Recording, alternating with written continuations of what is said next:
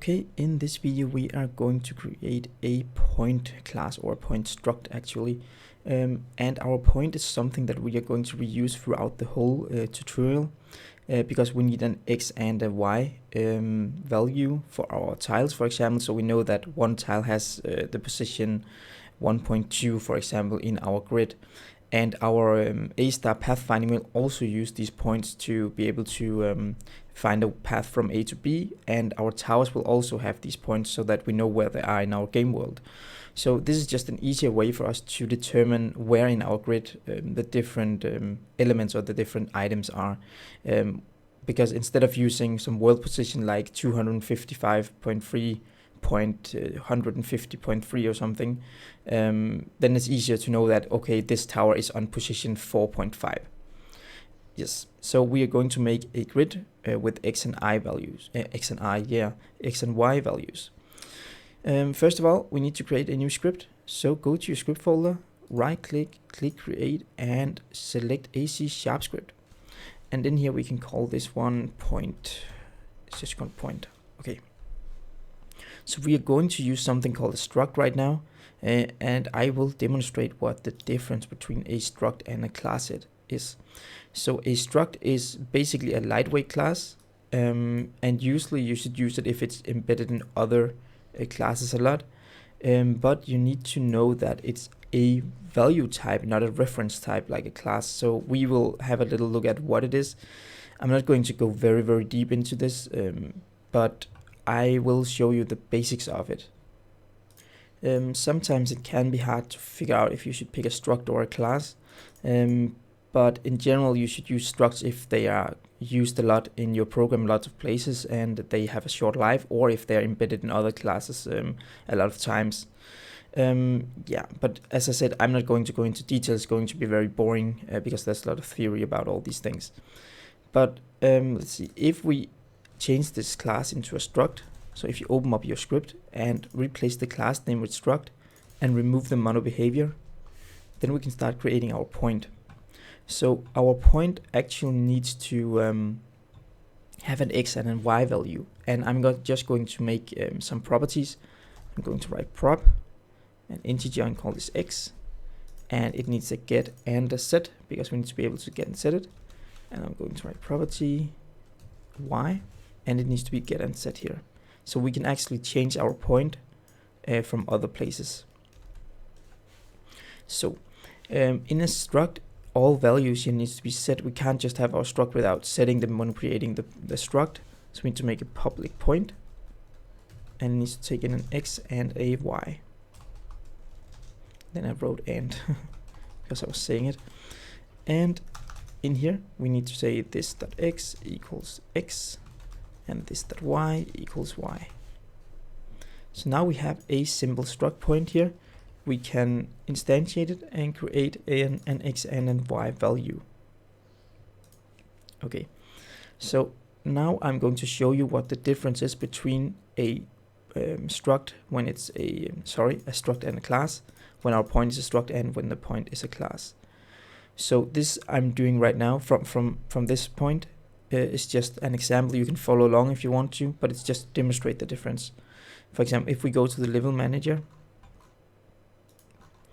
let's see here, and we make a test function, and as I said, you shouldn't do this if you don't just want to test it out yourself. You can also just look at the screen, public void test value, and it takes in a point called p. Inside the test value function, I say p.x equals 3. Okay, so when I start my game, I need to make a new point called p, and it's equal to new point, and I say that it has the value 0.0. So when I run this game, I'm just going to debug this. Maybe you can't do that, but I'm going to attach this to Unity. And I guess it's this one. And if I run the game,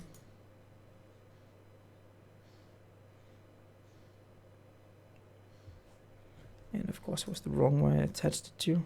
Give me 1 second. Just going to stop this one.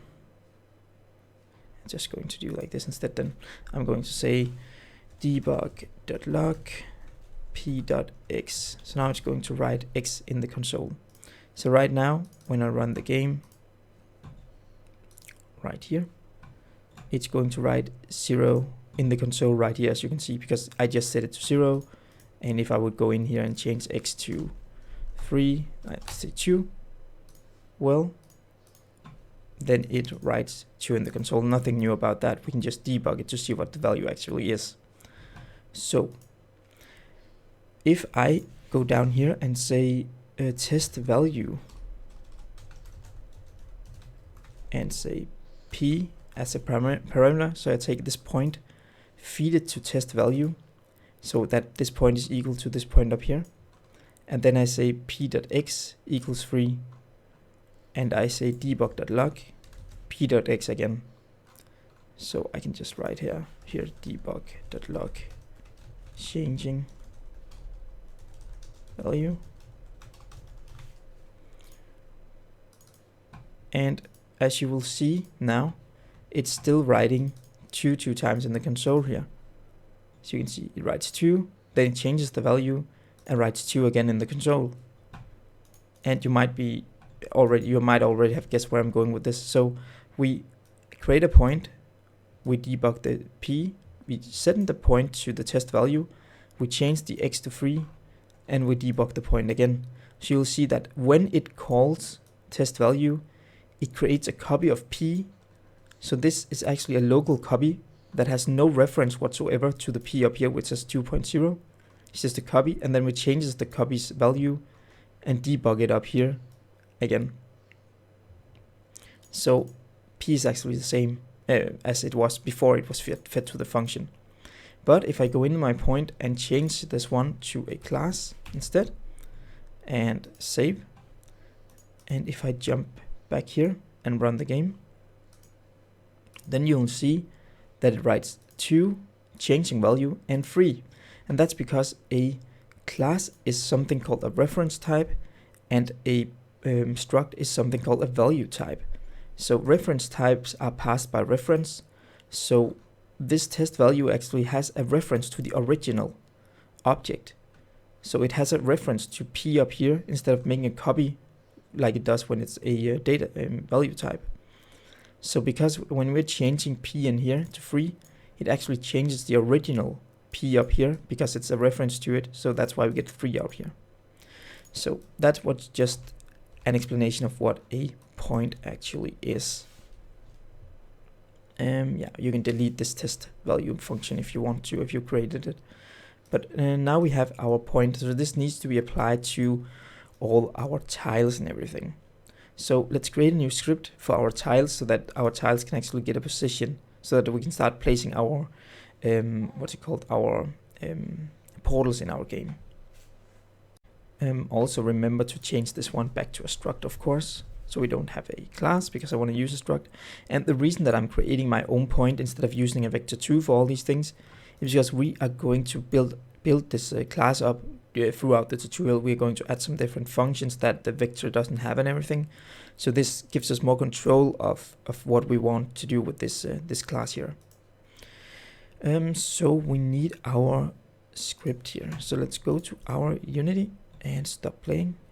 Right click in the script folder, select the C# script and call this one tile script. And we will of course also be adding to this tile script here. This will be the script that is in charge of changing color when we mouse over the different tiles. It will make sure that we can't place a tower on another tower because we need to check if it's empty or not, and it will also have something to do with pathfinding and everything. But for now we don't really need to do a lot. We just need to add a grid position to the tile. So we can make a public point. Let's just do like this, prop, point, and call it grid position. So if you have Visual Studio and you're wondering how I'm making these properties here, you can just write prop and tap 2 times, and then it creates the property for you. So a property is not a field variable, and the reason that we are allowed to create a public point like this, because we have a get and a set. So it's totally okay for us, because I can just make like this, and then no one from outside can set this variable without my permission. So that's why it's okay for me to make this property like this instead of just making a public field and everything. It's just a smarter way of writing it, writing a private field with a public property. So you're allowed to do this. Just remember, when you make properties, always make them with a capital letter, so that you can see that this is actually something that is accessible from other classes maybe. At least that's how I write it, so I can differ the properties from the normal variables. If this was a variable, I would do like this. Point and then write grid position like this or something instead of with capital. Yeah. So now we have our grid position, and we need to set this grid position. And actually I'm going to create a new function called public void setup, and we are also going to build up this setup function as we go along, as we add more stuff to the actual tile. And we can make a point, and this is going to be our new grid position. So we can say this.grid position equals grid position. There we go. So now we can set the grid position. I'm actually not sure if we need to set a world position yet. At some point we need it. Yeah, let's wait with that a little. Also for now, we don't need to be able to set the grid position from outside after we created it. So we are just going to call a setup function here to set the grid position. So we can actually make a private set here, so that we can't change the grid position of the tile by mistake somewhere else. We can always remove the private thing here if we need it to be public later, if we have the need of that. Okay, so that's the grid position. What else? We need to call the setup function and on every single tile where we created. So we need to go back to our level manager and find the create level function. And in here we are actually creating a new tile, and here we are finding the max tile. And now, because we have our grid position, we can actually do this in a smarter way, but let's actually wait with that until the next video. For now we need to place the tile and set the actual grid position on the tile. So we need to call the grid position. We need to set up the grid position, so we can set a new tile dot setup that get component, tile script dot setup, and the point we need is x new point. We can say x comma y. So now we're taking the new tile we just created, and we are actually creating a new point. And then we are giving that point x and y position so that we have the grid position. Let's say this is the first tile, so this would be placed in 0.0, or it would create a reference that is called 0.0. And we can actually make this a little simpler. We can actually change this to a tile script now that we're using a tile script. And then just after this line, we can do dot get component tile script, so that it creates our game object, instantiates our tile. Then it gets the tile script from it and returns it to this. So we have new tile as a tile script. And then we can actually remove this get component down here. We say new tile.setup. So on this line here, we are actually setting the world position of the tile, but we can actually also move that to the setup function. So we can go to the tile script here and say transform.position equals, and then make a vector 3, I guess, world position. So we create our setup function, we change it so it takes in a world position. We just set the position to world position here inside the setup. So we move it from the level manager to the tile actually. Then we can make a comma here and take this new vector 3, all the stuff we have here, and just cut it and paste it down here. There we go. So now we just created a new tile. We use tile setup to set the grid position, which is just not visible for us right now. It's something we need to use later. And we create a new vector 3 for the world position that we used before, and then return the position here. So if we save this, then everything should still work the same. We need to go to our prefabs, and we have the different tiles here. So we need to select them all, add component, write tile script, so that every single tile has a script on it, because we're trying to use this tile script, and if we didn't do this, then we would not be able to get the component from it. So if we play the game now, everything should still work the same. The difference is now that every single tile has a script on it, as you can see here. So that is actually the setup for the tile script and for our point. So nothing really happened to the gameplay in this video, but we were setting it up so that we could start placing our stuff in our game. So in the next video we will start placing our portals, I think, because now we have an X and Y position that we can use for this. So thanks for watching, and remember that InScope Studios is a community founded page, so if you want to support me, I would be very, very happy. You can support me in different ways. You can go to the Patreon page, where you can support me and get all the projects that I've ever created for my tutorials, or you can support me by getting one of my projects as a standalone product by clicking the bottom link on the screen. Again, thank you very much for watching.